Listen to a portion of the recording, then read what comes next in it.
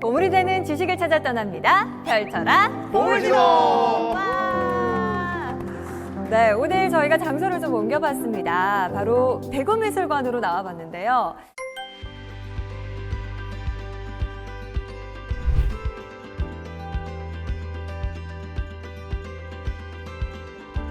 사실 대구미술관 좋은 작품 관람하러는 자주 왔었는데 오늘은 이렇게 멋진 작품에 둘러싸여서 작품과 같은 강의를 들어보고자 합니다. 두 분은 오늘 저희가 여기에 왜 왔는지 아시겠어요? 잘은 몰라도 오늘 뭔가 그래도 미술 관련된 걸 하지 않을까 생각이 듭니다. 아니, 보물지도 하더니 이렇게 똑똑해졌다고요? 네. 이게 그걸 추리할 수 있었어요? 이게 또 경력이 쌓이다 보니까 네. 이 정도는 좀 생각을 할 수 있지 않을까. 아니, 너무 놀라는 거 아니에요? 여기 왔으면 당연히 이 정도는 해야지. 바보도 아니고 우리가. 이야, 죄송합니다. 저희가 너무 이제 두 분을 약간 과소평가했다. 네, 죄송합니다. 정답이에요. 오늘 주제가 미술과도 관련이 있는데요. 그 중에서도 특히 현대미술에 대해서 이야기를 나눠보고자 합니다. 사실 현대미술의 메카 하면 또 대구거든요. 또 대구의 예술보고가 이 대구미술관이기 때문에 특별히 장소를 옮겨봤는데요. 자, 그럼 현대미술에 관해서 자세한 재미있는 이야기 나눠줄 선장님 바로 모셔보도록 하겠습니다. 선장님, 나와주세요. 와.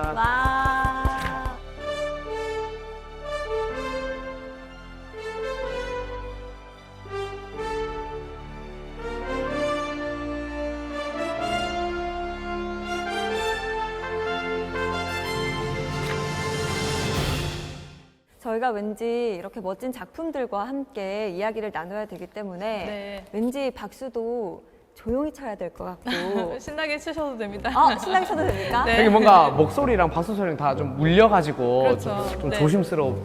조심하지 마시고 괜찮아요? 그냥, 네. 즐겁게 하시면 됩니다. 그러면 강의 듣다가 너무 신나면 춤춰도 됩니까? 춤춰주셔도 돼요. 네. 같이 춤춰 주십니까? 춤은 저는 추진 않겠습니다. 감상하겠습니다. 사실 제가 앞전에 대구가 현대미술의 메카다 이렇게 소개를 했는데 제가 맞는 말을 했나요? 이 대구 하면 사실 이제 근대 미술의 요람이라고 하기도 하고 또 현대 미술이 태동한 아주 중요한 도시 중에 하나입니다. 그 1970년대 그 대구에서 우리나라 최초의 그 현대 미술제라는 게 이제 그 개최가 됐어요. 보통 이제 미술제라고 하면 그 실내에서 뭔가 이제 뭐 전시를 보고 이제 그랬는데 그 대구 현대 미술제를 통해서 이제 실외 밖으로 나가서 이제 그 설치를 하고 뭐 퍼포먼스도 하고 이제 그 지금의 이제 강정에 있는 현대 미술제가 이제 대구 현대 미술의 어떤 역사를 이어가고 있는 거죠. 그러면 진짜 오늘 이야기할 거리가 넘쳐날 것 같은데 기대가 됩니다. 오늘 현대미술에 대해서 이야기해 주실 거죠? 첫 번째 이야기는 이제 현대 미술의 이제 성지라고 할 수 있는 그 예술의 성지 세 도시를 이제 여행을 하려고 합니다.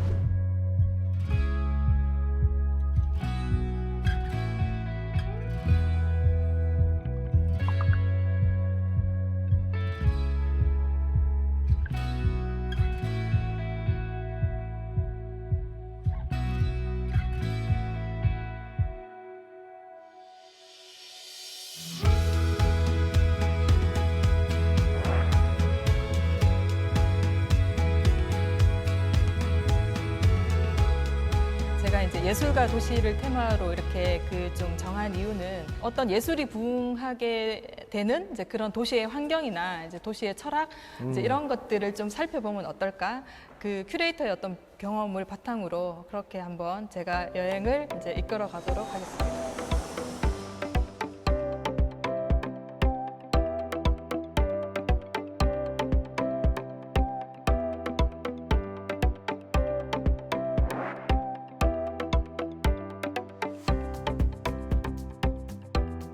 튜브처럼 생긴 이게 뭐냐면 그 런던에 있는 지하철 로고예요. 그 언더그라운드라고 하는데 그 제가 이제 첫 배낭 여행을 런던에 도착을 해서 이제 히드로 공항을 나와서 런던 이제 중심가로 가려면 이 지하철을 타야 되잖아요. 기대가 크면 실망도 크다고 이제 도착을 했는데 지하철이 의외로 너무 작고 좀 많이 낡고 지저분하고 막 그런 거예요. 그래서 예술의 성지를 얘기하는데 갑자기 왜 지하철 얘기냐 이제 할 수 있는데 그 런던의 지하철이 그 세계에서 가장 오래된 지하철이거든요. 오래된. 네.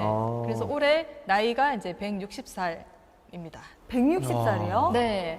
그럼 160년 전이라는 말씀이시잖아요. 그 18세기 산업혁명을 이제 가장 먼저 이룬 이 영국의 런던에서 그 세계 최초의 그 지하철이 개통을 하게 돼요. 와, 그때는 사실 뭐 저희는 거의 진짜, 조선시대쯤이잖아요. 조선인데. 그렇죠. 조선 후기 시대죠. 이제 19세기 중반에 그 영국 런던은 세계 최강국의 이제 수도였잖아요. 그러니까 인구가 엄청나게 이제 도시로 많이 유입이 됐겠죠. 그 사람들이 이렇게 모이다 보니까 이제 당연히 이제 교통이나 뭐 이제 오염도 심해지고 이제 전염병도 이제 돌 거고 그리고 이제 무엇보다 그 마차가 끄는 그 말이 똥을 너무 길에다가 많이 싸는 그렇죠, 거예요. 그렇죠. 맞아요. 바닥 더러웠다고. 네, 또 네. 양도 많아요, 말은. 그렇죠. 응가 봐요. 그래서 그 주 이동 수단인 이 마차가 이제 지나가면은 그 좁은 그 런던의 도시가 정말 많이 이제 그 오염이 되는 거예요. 똥밭이 됐겠네요. 그러니까 똥밭이지. 그러다 보니까 이 그 찰스 피어슨이라는 이제 법무관이 그 아이디어를 냈는데 그 땅 밑으로 다니는 기차를 만들어야 되겠다. 이제 그렇게 이제 생각을 한 거예요. 근데 이제 그게 그 이웃집에 그 정원에 두더지 한 마리가 이제 땅을 파서 엉망으로 해놓은 그 모습을 보고 이제 아이디어를 얻었던 거죠. 그럼 지하철 다니는 데는 두더지가 판 거예요? 두더지에서부터 이제 시작이 된 거죠. 그러니까 그 어떤 인간의 어떤 발명품에 그 자연이 굉장히 이제 많은 영감을 또 주잖아요. 그렇죠. 그래서 그 두더지가 땅을 파는 그 모습을 보고 땅으로 다닐 수 있게 우리도 해보자. 그렇게 이제 발상을 이제 해서 이 런던에서 세계 최초의 이제 지하철이 탄생을 했다고 합니다.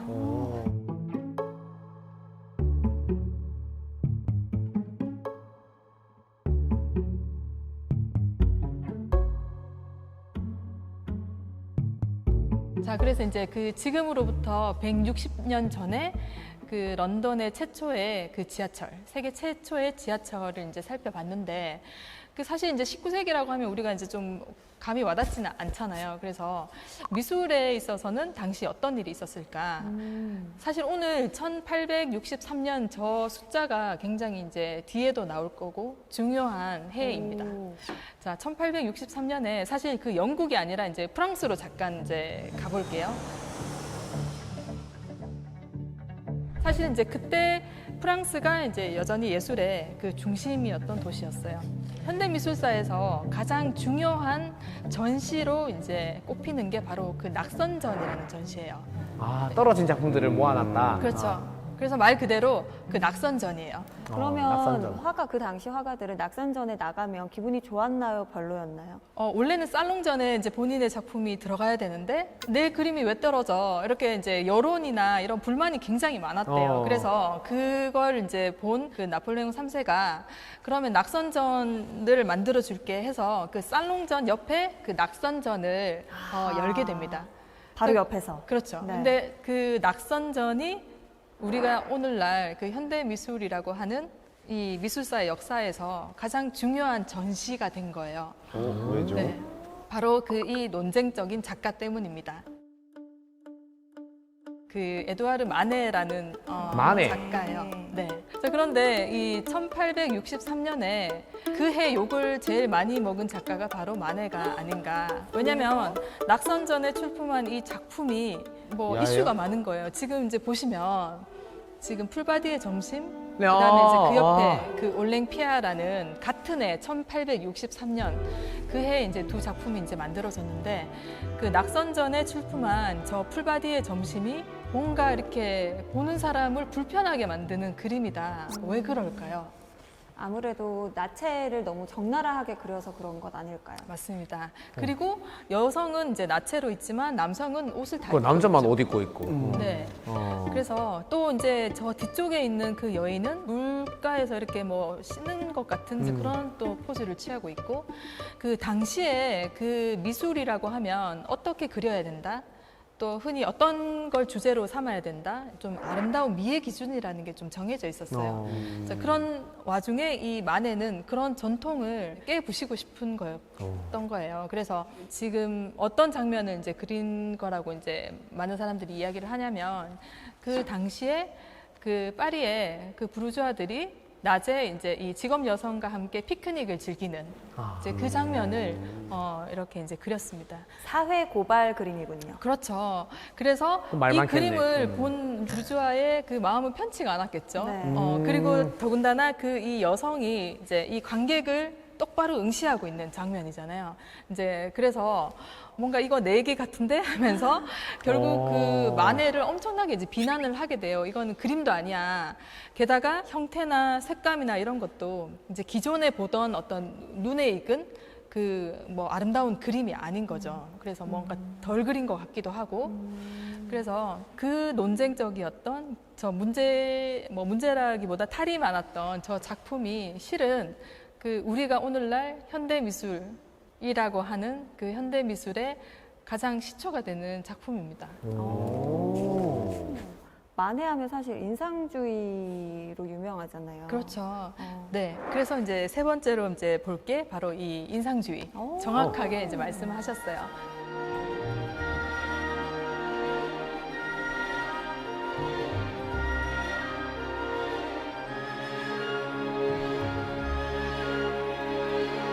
예전에는 그냥 풍경을 있는 그대로 그렸다면은 이 인상주의 화가들은 그 풍경에 대한 어떤 그 인상, 자기의 감각, 그러니까 주관적인 해석이 들어간 거죠. 주관적으로. 그러면서 어떤 자유가 생긴 거예요, 작가한테. 이걸 내 마음대로 내 감각적으로 이렇게 표현할 수 있는 이제 자유가 생긴 거죠. 그림은 어떠해야 된다라는 이제 그 어떤 법칙이라고 해야 되나? 이제 그런 룰을 깬 게 바로 이제 이 인상주의, 이제 현대 미술의 시작점이 되는 미술 사조라고 할 수 있습니다.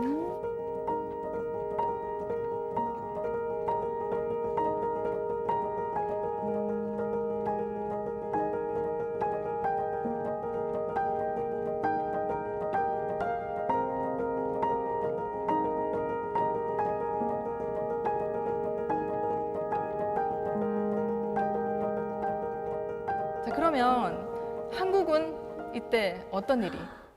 이때 이제 대한독립 만세하고 네, 이제- 만세하기 조금 아니다. 전이죠. 조선 네, 후기니까. 그 아. 조선 후기에 이제 그 조선의 마지막 왕, 그 고종이 고종 이제 때. 이해 즉위를 하는데 그보다 이제 2년 전에 그 철종 12년 너무나 이제 우리가 알고 있는 그 김종호의 대동여지도. 대동여지도. 네, 대동여지도의 이제 초판이 이제 1861년도에 이제 나오게 됩니다. 사실 어떻게 보면 대동여지도도 그림이라고 할 수 있잖아요. 아, 그렇죠. 굉장히 이제 과학적이면서도 이제 체계적이고, 그래서 이제 전국에 그 22개의 이제 구역으로 나눠서 이제 그걸 16만 분의 1로 만든 게 이제 대동여지도라고 해요. 서양이 그때 이제 이런 일이 있었고, 동양 한국에는 이제 이런 지도가 이제 편찬이 된 거죠. 서양에는 인상주의가 싹트고 있을 때 네. 우리나라는 대동여지도가 만들어지고 있었다. 네, 그렇습니다. 지금까지도 사실 가장 훌륭한 지도라고 이제 평가하죠. 그러니까 최근에 국보 850호로 지정이 되었어요. 네. 최근에. 네. 제가 이제 이 지하철, 런던의 지하철을 시작으로 해서 꼬리에 꼬리를 물고 저도 이렇게 그 들여다보면서 느낀 게, 이 19세기는 뭐 물론 이제 속도의 차이는 있지만 동서양을 이렇게 좀 막론해서 그 네트워크, 어떤 소통, 연결, 이제 그런 시대가 아닌가, 이제 그렇게 한번 정리를 해봤습니다.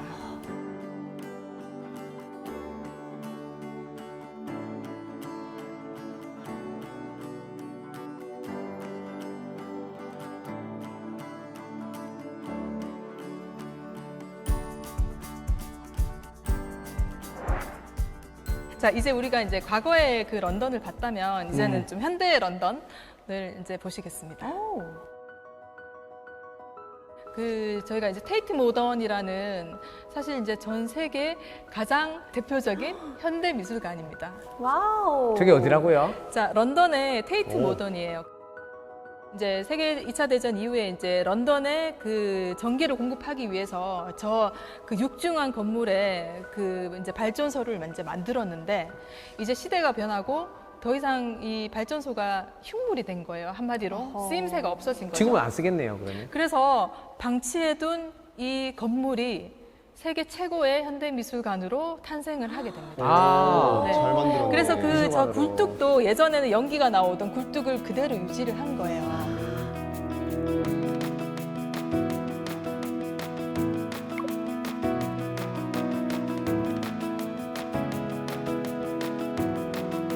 그래서 이제 이 미술관이 2000년 5월에 개장을 했어요. 그럼 갔다 와보셨어요? 갔다 왔습니다. 오. 그래서 성진도 당연히. 그 현대미술 일할모시던 제가 네. 정말 저기에 이제 설치된 작품을 보고 정말 충격을 오. 받았던 와. 작품이 바로 이제 이 작품이에요. 저게 뭐예요? 뭐야? 저게 저게 나팔인가요? 맞아요. 맞아요. 마르시아스라는 나팔 모양의 이제 설치 미술이에요. 근데 이 작품들을 좀 이야기하기 전에 이 테이트 모던이 가지고 있는 핵심적인 공간이 바로 이 터빈홀인데 터빈홀. 지금 예전에 터빈홀이 있던 자리예요. 이제 그 자리를 그대로 이제 유지를 해서 이제 미술관 어떤 특별 공간으로 이제 만든 건데 사실 이 어떤 영국을 대표하는 건물이긴 하지만 사실 저걸 미술관으로 채택하기 전까지는 많은 그 좀 의견들이 있었어요. 근데 이제 공모를 한 거죠. 국제 공모를 해서 어떤 그 사람이 이제 그 당선이 됐냐면 그 당시에 스위스 출신의 이제 젊은 듀오 그 건축가예요. 헤르조그 드메론이라는. 근데 이제 이 사람들이 선정이 된 이유는 그 외형을 유지를 하면서 그 당시에 이 하력 발전소의 쓰임이나 재료 어떤 역사적인 특징들을 이제 유지하면서 그 내부를 현대미술관으로 탈바꿈한 그래서 더 의미가 있는 이제 미술관입니다. 그래서 이거 2,700억이 들었다고 해요. 2,700억이요? 그 2,700억 원을 가지고는 사실 뭐 새로 하나 짓는 게 더 낫지 않냐 그런 의견도 있었어요. 근데 결국은 그 2,700억 원이라는 그 막대한 돈은 역사적인 그 역사성을 보존하고 그걸 그대로 가지고 가는 비용이라고 할 수가 있는 거죠. 그래서 이제 그 역사를 지킨다는 게 그 얼마나 이제 한 그 국가에서 또 이 예술을 위해서 이제 이 건물을 유지한다는 게 되게 멋있는 발상이었던 것 같아요. 당시 영국에서도 그만한 가치 있다라고 생각을 했다는 거네요. 그렇죠. 네.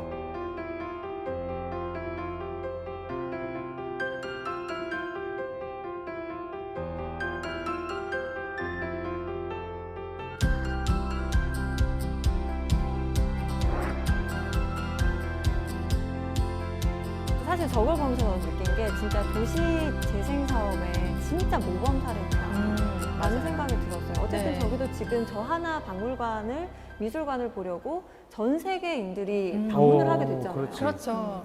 그래서 사실 이제 밀레니엄이 이제 도래하면서 전 세계적으로 그 도시에 밀레니엄 어떤 재생 산업들이 활발하게 일어났는데 그 이제 런던이 아마 대표적인 가장 성공적인 사례라고 많이 이야기를 하는데 그 중심에 저희가 봤던 그 테이트 모던이 있습니다. 오. 근데 이 미술관이 이런 작품을 뭐야? 실현한다는 게 사실 보통 일이 아니잖아요. 보통 일이 아니죠. 지금 저희가 보고 있는 것도 작품이죠. 그럼요. 네. 그러면 여기서 하나 묻고 싶습니다. 네. 인욱 씨, 네? 저 작품은 어떤 작품일지 우리가 너무 현대미술을 어렵게 생각하지 말고 느낀 대로 말하면 되는 거 아닙니까? 그럼요. 네. 태양이 너무 가깝게 떠서 사람이 다 녹아 죽고 있어요. 너무 무서운데? 근데 약간 약간 의미가 디스토피아적이긴 한데 그 태양을 표현한 건 맞습니다. 그럼 지금 밑에 널브러져 있는 건 사람인가요? 사람이에요. 사람. 이제 관람객이죠. 작품을 보러 온 관람객이에요? 관람객입니다. 작품을 보러 왔다가 너무 뜨거워서 네. 쓰러지고 있는 거예요. 자, 이게 그 2003년도에 날씨 프로젝트라는 이제 설치 작품인데 지금 저 동그란 달이 있잖아요. 근데 그 200개의 전구를 반원에 촘촘하게 이제 설치를 하고 그다음에 천정에 그 거울을 이렇게 설치를 했어요. 그러면 그 반구가 이렇게 원이 되겠네요. 원이 되는 거죠. 아. 그래서 뭔가 더 아른하는 그래서 이제 태양을 만들고 근데 영국은 어떤 와. 나라입니까? 예로부터 태양이 없는 나라예요. 태양이 지지 않는 네. 나라. 아니 근데 태양이 없는 나라가 맞긴 해요. 왜냐면 비가 많이 오잖아요. 그렇죠. 네. 그래서 날이 이제 가을에서 이제 그 다음에 봄으로 넘어가는 이 계절이 정말 그 혹독하리만큼 그 태양을 보기 힘든. 그래서 제가 이제 유럽에서 봤던 흥미로운 그 광경 중에 하나가 그 겨울에 잠깐 해가 비치면 이렇게 사람들이 길을 걷다가 이렇게 가만히 서서 이제 해를 그래서 일조량이 적은 이 영국 런던의 이제 겨울을 이렇게 비추는 따뜻한 태양 주변으로 정말 많은 사람들이 이제 미술관을 찾았어요. 근데 왜 누워 있어요? 일광욕을 하는 사람도 있고 누워서 잠을 자는 사람도 있고 그렇다면- 책을 보는 사람도 있고 그렇다면 이거는 진짜 태양은 아니고 전고로 그렇죠. 연출하는 인공 거라는 태양인 거죠. 거잖아요. 연출된 인공 야, 태양입니다. 이거는 설명 안 들었으면 진짜 모를 뻔했어요. 그런데 이제 어떤 자연에 있는 인공 태양이지만 자연을 미술관 안으로 가지고 온 거죠. 네. 우리는 저게 이제 가짜라는 건 알지만 그래도 아 태양이 떠 있고 우리가 너무 이제 보고 싶은 그 반가운 태양이 이제 저기 떠 있고 그 속에서 이제 자기가 원하는 걸 그냥 하는 거예요. 사람들이 편하게. 사실 말 안 해주면 진짜인 줄 알 뻔했어요. 우리도 여기 있잖아, 네. 태양. 네, 저희도 거의 저희 여기 조명처럼. 태양이 있습니다. 여기도 네, 태양이 두 개, 있어요. 두 개가 두 떠 개의 있어요. 작은 태양이 네. 있습니다. 그래서 일명 날씨 프로젝터라고 하는 그 올라프 엘리아슨 정말 그 자연 현상을 예술로 표현하는 정말 획기적인 방식으로 이제 그런 걸 잘 하는 작가입니다.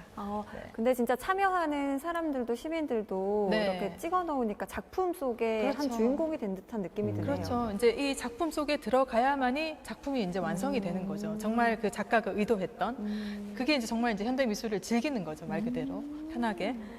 자, 그리고 이제 세 번째 하나 더 소개해주고 싶은 작품이 바로 이제 이거예요. 펭귄인가요? 사람입니다. 사람이요? 아, 사람이요. 자, 이거는 그 콜롬비아 작가 도리스 살세도라고 하는 쉽볼렛이라는 작품이에요. 실제로 그 미술관 바닥에 166m, 7m에 가까운 그 균열을 낸 작품입니다.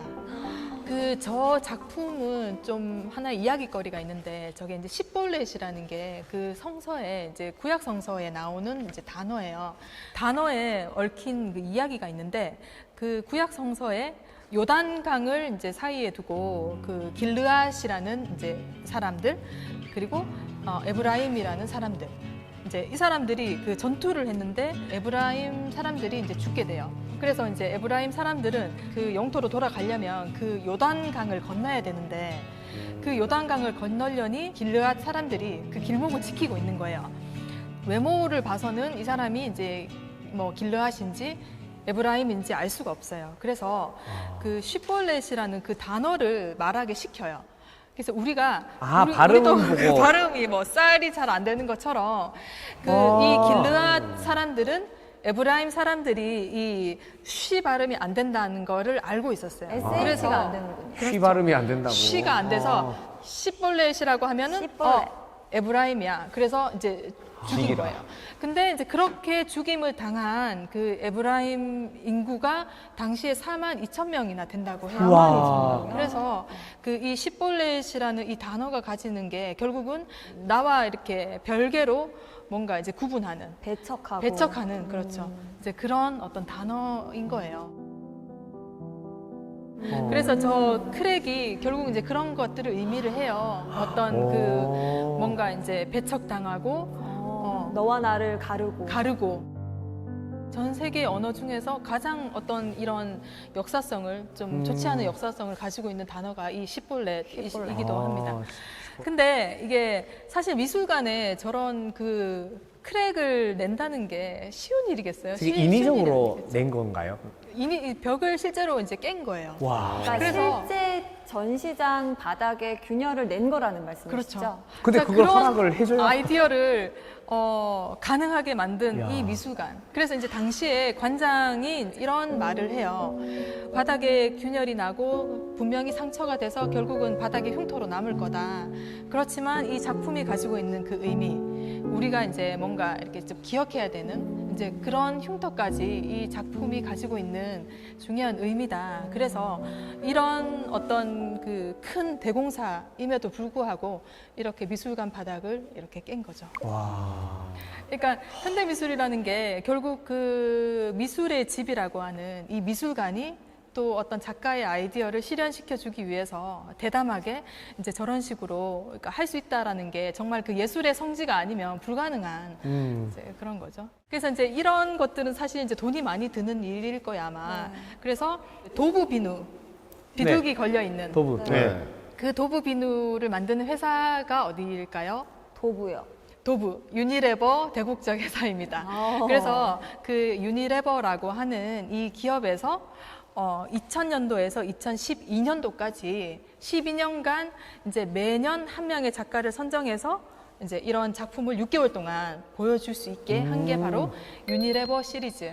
아까 저희가 이제 봤던 그 인공 태양도 그렇고 그 거대한 나팔 다 터비놀의 그 유니레버 시리즈라는 거예요. 근데 왜 12년까지만 했대요? 12년까지 하고 2015년부터 2026년까지는 누가 하느냐? 누군가 하고 있습니다. 아, 또 있구나. 누가 네. 할까요? 한국의 현대자동차가 하고 있어요. 한국에서? 네. 한국에서? 그래서 그 한국의 위상이라는 것도 사실 이제 저렇게 예술에 후원한다는 어떤 또 중요한 임무인 동시에 또 한국을 알리는 어떤 그런 계기가 되겠죠. 현다이.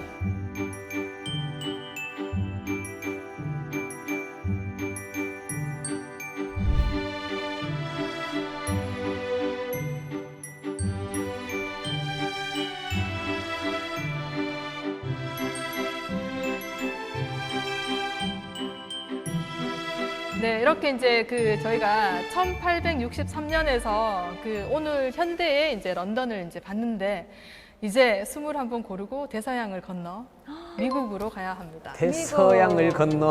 네.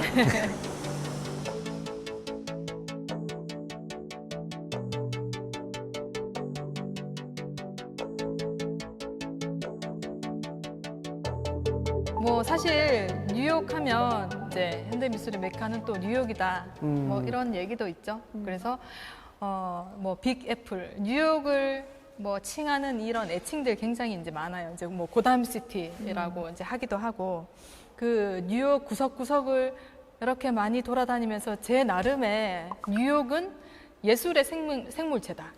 예술 생물체. 그 뉴욕이라는 도시 자체가 그래서 뭐 어떤 미술관에 가야 예술을 볼 수 있는 게 아니라 정말 그 도시 전체가. 도시 전체가 그걸 가장 이제 크게 와닿게 하는 장소가 바로 이 센트럴 파크예요. 이 실제로 이제 뉴욕을 이제 여행을 하게 되면 많이 접하게 되는 게 또 센트럴 파크가 아닐까. 왜냐하면 도시 한가운데 정말 거대한 공간이 이제 공원으로 조성이 돼 있어요. 저 공원은 왜 저렇게 도시 한가운데 있을까요? 마치 그 서울의 한강숲 공원처럼 그 도심 속의 좀 힐링 공간을 계획했을까요, 혹시? 그 저희가 이제 아까 런던에서 그 19세기 1860년대를 봤잖아요. 이제 비슷한 시기에 이제 1857년에 이제 이 공원을 이제 개원을 했는데 지금 여기 공원을 짓지 않으면 100년 뒤에는 이것만 한 정신병원을 지어야 될 것이다. 이제 그렇게 말한 사람이 바로 저 프레드릭 옴스테드라는 그 조경가입니다. 네. 그래서 도심에서 자연으로의 최단 탈출이 가능하게 하는 게 바로 저 센트럴 파크예요. 그래서 뭐 우리 미국 드라마, 영화 정말 많이 등장하는 그 맨하튼의 심장이라고 할 수 있는 허파죠, 허파. 그 이 좀 공공복지를 위한 이 공원을 설립을 한 거예요. 이제 그 옛날에. 이게 없으면 사람들이 다 미쳐버릴 거야. 난 이제 약간 그래서. 외곽에서부터 건물을 지어 올리다가 남은 공간이라서 그냥 냅둔 줄 알았어요. 그러면 마치 그린벨트 안에 있는 것처럼 개발 제한. 해야 되는데 하면서. 네.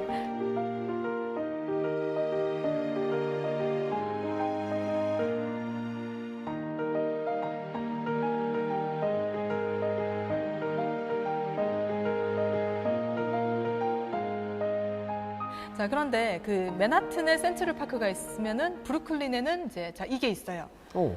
프로스펙트 파크.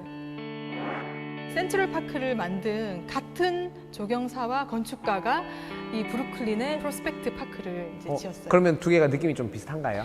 자, 느낌이 정말 신기한 게 같은 사람이 지었는데 조금 느낌이 달라요. 그러니까 센트럴 파크는 뭔가 이제 잘 가꾸어진 동산, 이제 그런 느낌이 든다면 그 프로스펙트 파크는 정말 좀 더 야생에 가까운 또 자연에 가까운 이제 그런 분위기가 좀 물씬 풍깁니다. 야생 동물도 나오는 거 아니야? 야생 동물도 나오죠. 나와요? 네, 네. 오. 그 실제로 안에 이제 동물원도 이 공원이 가지고 있어요. 그 예전에 스마트폰 없어서 이제 카메라를 찍으면 저렇게 날짜가 나옵니다.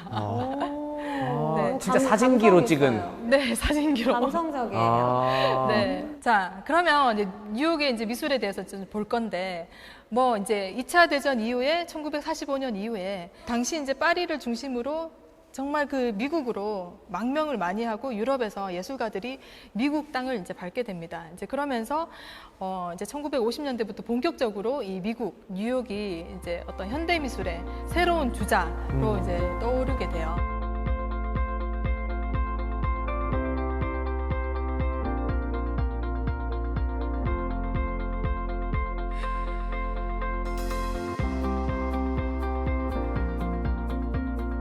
근데 뭐 사실 이제 뉴욕의 현대 미술 아주 뭐 우리가 모마라고 하는 뭐 그런 미술관 또 메트로폴리탄 이런 유명한 미술관도 많지만 저는 이제 이 뉴욕에서 이야기하고 싶은 그 현대 미술은 바로 이제 이겁니다.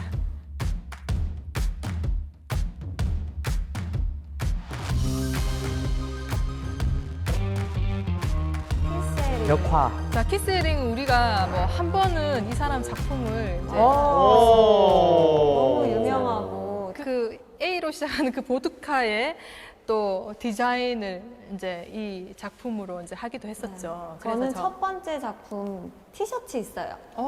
진짜? 이 키스 헤링이라는 인물이 참 이제 그 어떻게 보면은 80년대 뉴욕의 길거리를 휩쓸고 다닌 이제 예술가입니다. 자, 이 사람이 그 처음에는 이제 뉴욕 지하철에 그 광고판이 있었어요. 거기에 이제 분필로 이렇게 그림을 그리고 그리고 공공기물 훼손으로 항상 이제 체포되고 그래서 이제 키스 헤링은 항상 그 허가 안 받고 검색을 한 거야. 해보면 지하철에 이제 그림을 그리는 장면이랑 저렇게 연행이 되는 그 사진들 굉장히 많아요. 이것도 현대 예술. 이것도 그럼요. 현대 미술. 현대 자체가. 미술.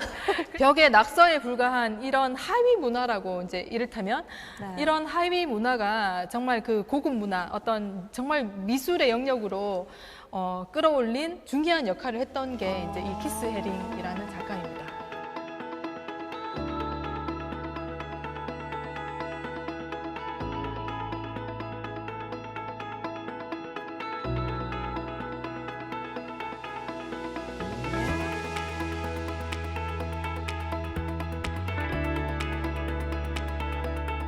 미국 하면 우리 뭐 팝아트의 거장 누구죠? 아, 앤디 워홀. 그렇죠. 앤디 앤디 워홀. 워홀과 또 만나기도 하고 우정을 이제 쌓고 교류도 해가면서 이제 그렇게 다양한 어떤 대중문화에 기반한 작품들을 이렇게 많이 하게 됩니다. 그 아이들이랑도 작업을 많이 했는데 그 자유의 여신상이 미국에 이제 온 지 100년을 이제 기념하는 그 해에 그 뉴욕시에 있는 1000명의 아이들과 같이 이제 저렇게 그 자유의 여신상 예, 새로운 버전의 자유의 여신상을 저렇게 대형 벽화로 예, 이야. 그리기도 합니다. 이게 실제 크기가 어느 정도인가요? 27m네요. 27m에 이야. 달하는 대형 벽화, 5층짜리 네. 아파트 정도 사이즈가 되겠죠. 근데 사실 우리 아이들의 낙서가 예술 작품이 될 수 있을 거란 생각을 쉽게 못 할 수도 있잖아요. 그런데 네네. 이제 아이들의 낙서가 막 다 모여서 저렇게 하나의 작품이 됐네요. 그렇죠. 그래서 이제 이런 프로젝트를 도시에서 이제 뉴욕에서 했지만 또 다른 도시에서도 이제 굉장히 또 아이들과 그런 작업들을 많이 한 아티스트가 바로 또 키스 헤링이기도 합니다. 저도 하얀 티셔츠 가지고 학교 가서 네. 이게 애들한테 미속 매직으로 그림 그리라고 시키고 했는데 되게 예쁘게 작품처럼 나와가지고 네. 저는 예술 작품이라 여기고 입고 다니고 했어요. 네. 어떤 그 예술을 그 일상에서 실현을 하고 계시네요. 네, 근데 그냥 저한테 좀 더 의미가 있는 것 같기도 하고 마음에 들어서 네. 아까 다음- 그거 보니까 생각이 나네요. 네. 다음 녹화 때 한번 입고 와주세요. 네, 목이 좀 늘어났는데 네, 입고 올 수 있습니다. 네. 크레이지 우백이라는 그 이제 마약이 인생을 망친다. 이제 또 크랙, 뉴욕 웩. 하면 또 마약이 또 지금 현대에서도 맞아요. 문제가 되는 이슈죠. 자, 그래서 이 상위 예술, 하위 예술 뭐 이제 그런 경계를 좀 부시고 뭔가 그 장벽을 이제 깨려고 했던 이제 대중에게 이제 다가가려고 했던 그게 저는 이제 어떤 현대 미술이 가지고 있는 뭔가 철학이라기보다 정신 그런 게 아닐까. 그 예술이라는 게 갤러리에 가야 볼 수 있고 미술관에 가야 볼 수 있고 이제 그런 아직 인식이 경계가 있었네요. 네. 거의 이제 80년대부터 좀 이제 이 경계가 무너지지 않았나 이제 그런 생각이 듭니다.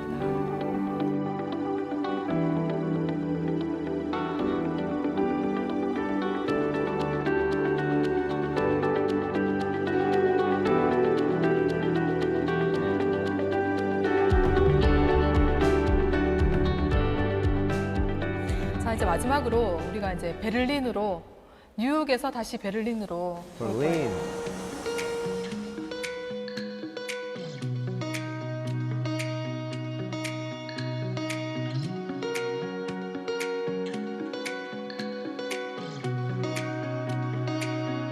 자, 베를린은 가난하지만 섹시하다. 저 표현에 대해서 어떻게 생각하세요? 안 가난한데요, 독일. 독일 그 가난을 모르는 것 같습니다. 비싼 브랜드가 얼마나 네. 많은데. 가난한 사람으로서 기분 나쁩니다. 네. 이게 그 베를린을 13년 동안 이끈 전 베를린 시장이 2003년도에 이제 이런 말을 했어요. 근데 제가 이제 2000년에 처음 베를린에 이제 갔었고 그 이후에 다시 이제 나중에 베를린을 갔을 때 정말 2000년도랑 그 이후랑 정말 공기부터 다르게 정말 이 도시가 10년 만에 정말 큰 변화를 이제 겪었는데 우리 베를린 하면 떠오르는 게 역사적으로 베를린 장벽. 장벽. 그렇죠. 네. 그 베를린 장벽이 89년도에 이제 무너지면서 어쨌든 이 그 베를린은 독일의 수도잖아요. 네. 그리고 세계 대전을 2번이나 일으킨 전범 국가의 그 수도이기도 하고 그리고 이제 그 베를린 장벽이 있던 그 장소는 어떻게 보면은 그 피와 어떤 눈물의 현장이기도 하고 역사적인 짐을 베를린이 좀 안고 있는 거예요.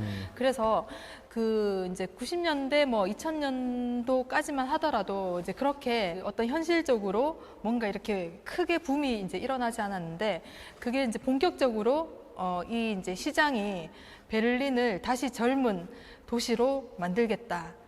라고 하면서 비록 가난하지만 섹시하다 이제 이런 표현을 이제 썼습니다. 그래서 이제 결국은 예술적이고 젊고 창의적인 그런 도시로 발돋움하겠다라는 그런 어떤 의지를 이제 보인 표현이죠.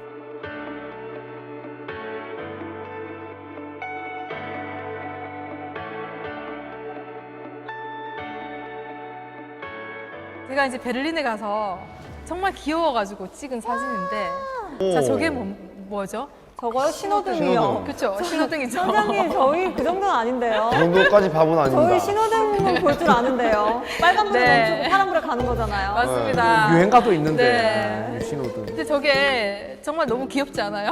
너무 귀여워. 빨간불, 네. 파란불을 알리는 저 안에 캐릭터가 있네요. 네. 그래서 이제 그 당시에는 사실 이제 기호로 이 신호등이 있었는데 동독에서 이제 이 교통사고를 좀 줄이기 위해서 그 61년도에 이제 저 신호등을 뭔가 이제 좀 어린이가 특히나 주의력이 약하잖아요. 그러니까 어린이를 위한 좀 신호등. 아이들도 좀 이렇게 더 주의 깊게 보라고. 그렇죠. 네. 주의 깊게 볼 수 있는 이제 그런 디자인을 이렇게 고민을 하다가 이제 나온 게 이제 바로 저 암펠만이라는 그 암펠은 이제 신호등, 만은 이제 뭐 남자, 사람.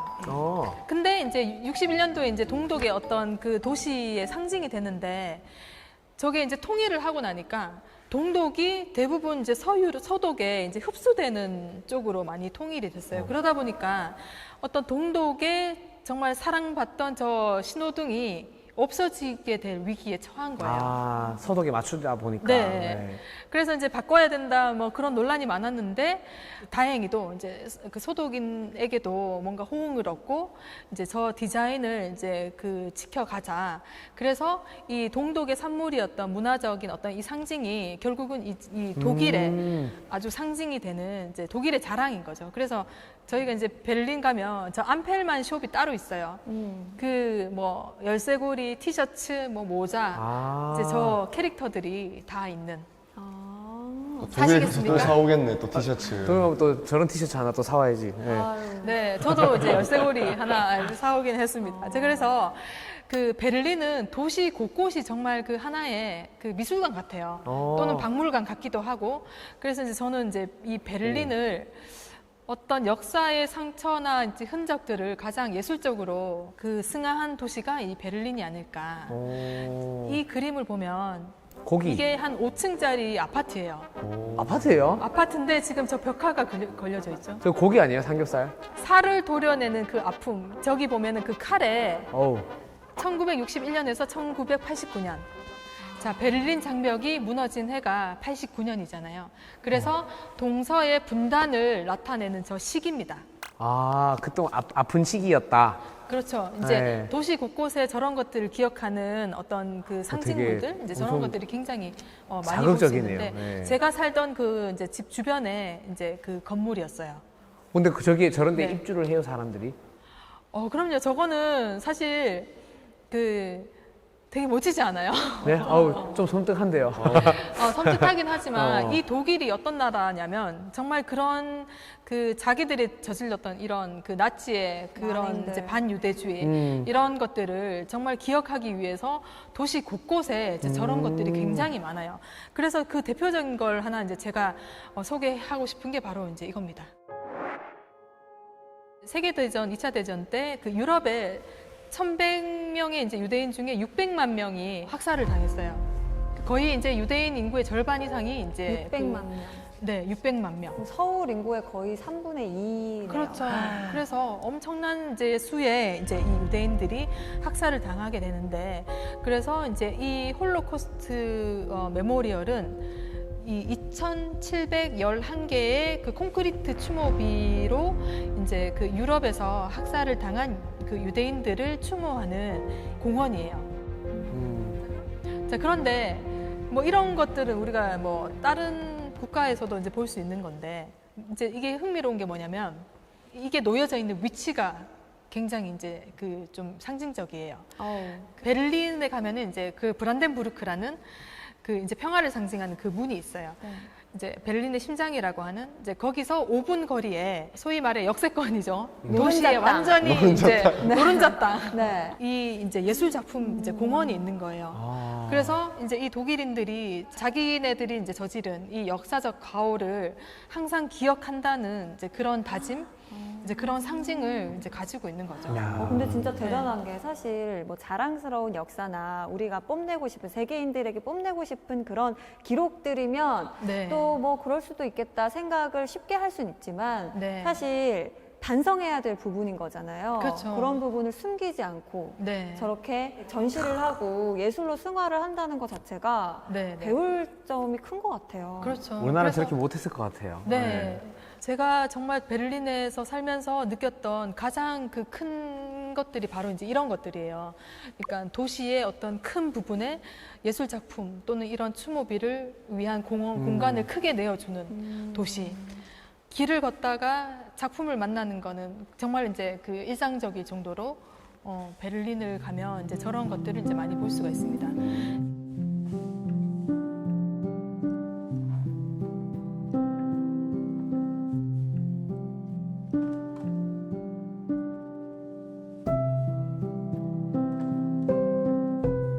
그 이제 마지막으로 볼 게 가장 작은 추모비가 이제 저게 아닐까.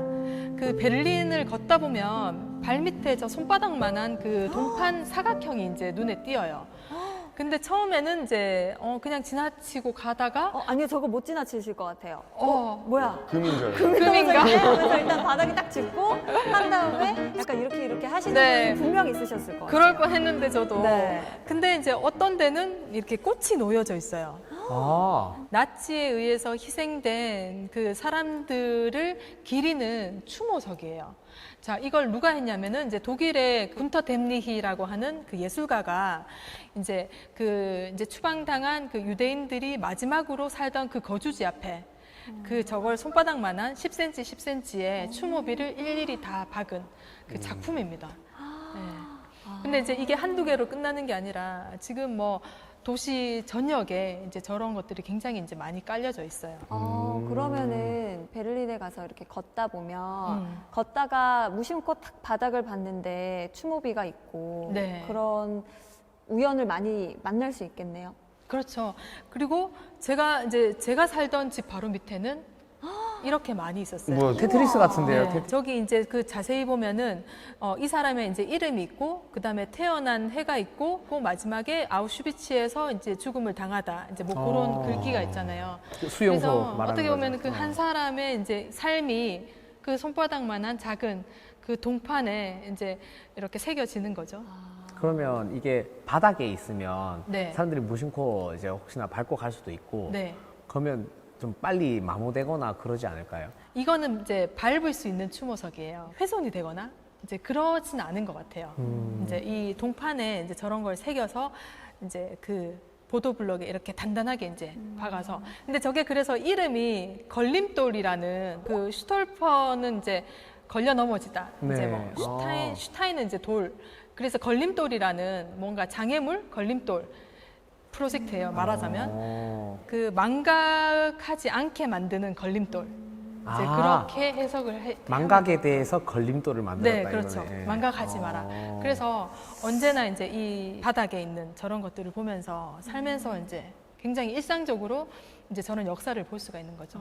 사실 근데 저희가 왜 비석이나 이런 것들이라고 생각을 하면 뭔가 신성시까지는 아니더라도 굉장히 조심스럽게. 소중하게. 조심스럽고 그쵸. 이렇게 다뤄야만 될 것 같고 네. 그런 생각이 들잖아요. 네, 네. 근데 어쨌든 보도블록 중에 한 차리를 차지하고 있잖아요. 그런 것들이 그냥 일상에서 뭔가 추모를 하는 네. 것이 너무 어렵지 않게 네, 네. 느낄 수 있도록 해주는 장치가 될 것 같아요. 맞아요. 이제 그런 가능성을 이제 제일 많이 보여주는 게 바로 또 베를린의 예술이 아닐까. 그래서 이제 이런 작품들을 소개를 해드렸습니다.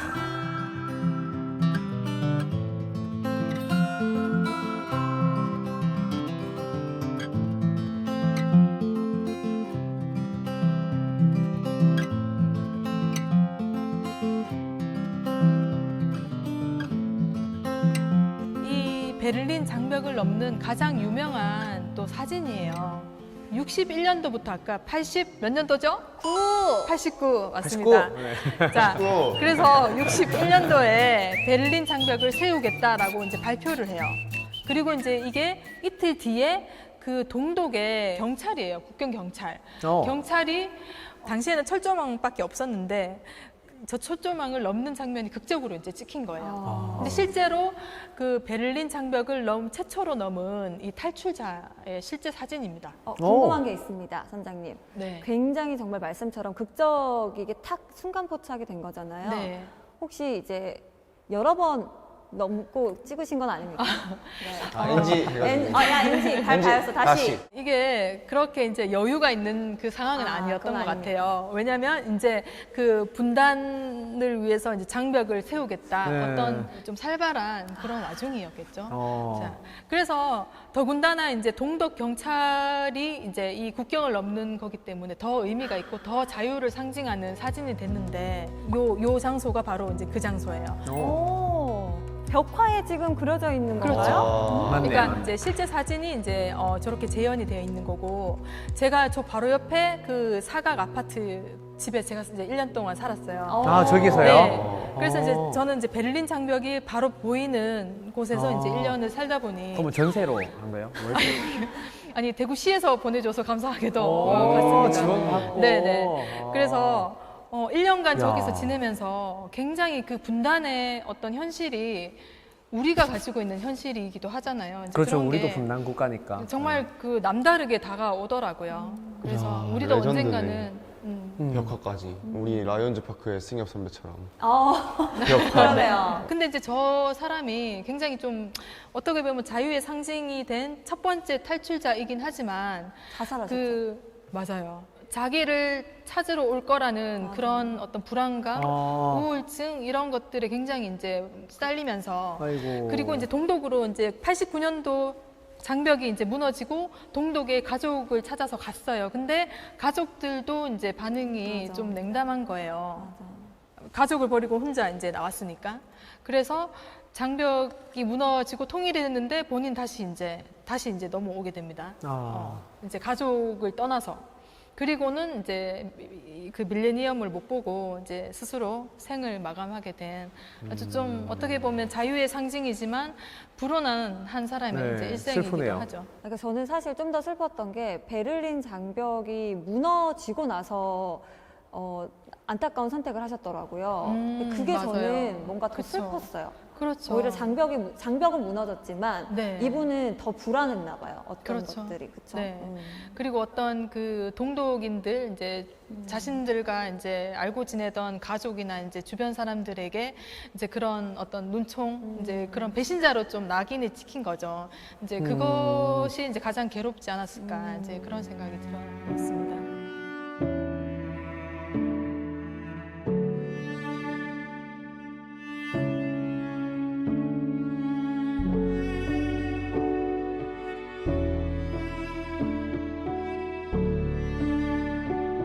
이 장벽이 무너지고 이 조각들은 다 어디로 갔을까요?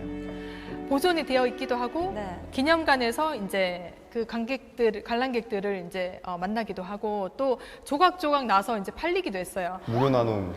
무료 나누는 잘 모르겠는데 베를린에 가면 네. 그 사기꾼들 조심해야 돼요. 그 돌 깔고 앉아가지고 이게 베를린 장벽이야 하고 장사하는 사람들도 사실 있대요. 저 그 생각하고 있었거든요. 돈 쪼가리 가지고 이 베를린 장벽 쪼가리라 하고 말할 수 있을 것 같았어. 야, 네. 위험한 분이네. 이야. 벌써 생각을 하고 계세요. 내만 생각한 게 아니구나. 선생님. 제가 이제 그 런던에서 시작을 해서 뉴욕을 거쳐 다시 대서양을 건너 이제 베를린으로 왔습니다. 많이 긴 돌아다니셨네요. 항해였는데 제가 너무 말을 많이 한 것 같아요. 야, 아니요. 근데 선장님이라고 할 만합니다. 네. 정말. 근데 사실 오늘 쭉 들으면서 느꼈던 게 뉴욕하면 모마나 이렇게 네. 흔히 알 수 있는 유명한 미술관도 많잖아요. 근데 그 외적인 부분도 많이 이야기해 주셨는데 특별한 이유가 있을까요? 그 제가 생각하는 그 현대 미술의 어떤 정수라고 하면 결국은 뭔가 이제 그 뭔가 불만의 감정에서 자유를 향해 나가는 이제 그런 것들이 아닐까. 정말 그 도시가 지향하는 어떤 그 철학이라고 하나 이제 그런 것들이 그 정말 예술적으로 예술을 부흥하게 만드는 이제 그런 환경들이 저는 이제 그 뉴욕이 가지고 있는 이 큰 공원 이제 그런 것들이 아닐까. 그다음에 거리 구석구석을 다니면서 그 공공미술, 그래피티 이제 이런 것들이 정말 예술적이에요. 그래서 이제 그런 것들을 꼭 한번 다시 느껴보고 싶은 이제 그런 마음에서 네, 굉장히 세계적으로 유명한 작품들을 보는 것도 좋지만 네. 이 도시 곳곳에 숨어 있는 예술적 가치를 몸으로 느껴보는 것도 네, 또 다른 맞아요. 여행의 매력이 될 수 있으니까 네. 저도 여행 가면 꼭 한번 그 마음으로 둘러보도록 하겠습니다. 네. 네. 우리 두 분은 뭐 더 궁금한 거 없어요? 저는 지금 이 세 곳을 말씀해 주셨는데 세 곳의 특징을 좀 한마디로 정리를 해주신다면은 딱딱딱 이렇게 말씀해 주신다면 일단 그 런던은 세계 미술관의 어떤 표본, 표본. 미래의 미술관을 우리가 이제 테이트 모던에서 이제 볼 수 있었고, 뭐 뉴욕은 예술가들이 가장 많이 또 몰리는 도시이기도 하잖아요. 그래서 어떤 정말 그 자체로 이제 예술 생명체 이렇게 이제 제가 이제 좀 표현을 하고 싶고, 그 베를린은 역사의 어떤 상흔을 가장 예술적으로 간직하는 기억의 도시가 아닐까 이제 그렇게 마무리를 하면 좋겠습니다.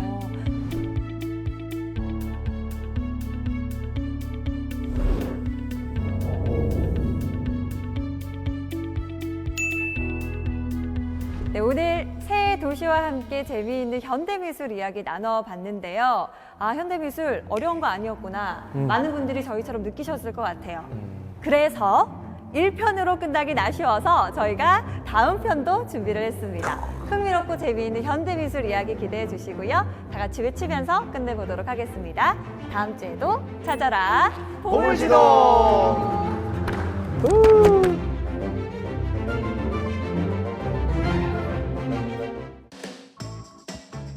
현대미술이 난해한 이유는 현대미술을 난해하다고 생각하기 때문이 아닐까. 이 현대 미술이라는 게 워낙에 이제 우리 삶을 다루는 예술이다 보니 다양한 표현 방식, 감정, 뭐 스토리 이런 것들이 많잖아요. 삶이란 무엇인가. 벌써 절절해요. 그래서 반드시 정답을 찾으려고만 하지 말라. 그냥 제 생각대로 느끼고 가면 되는 거네요. 맞아요. 사실 그게 현대 미술의 정신입니다.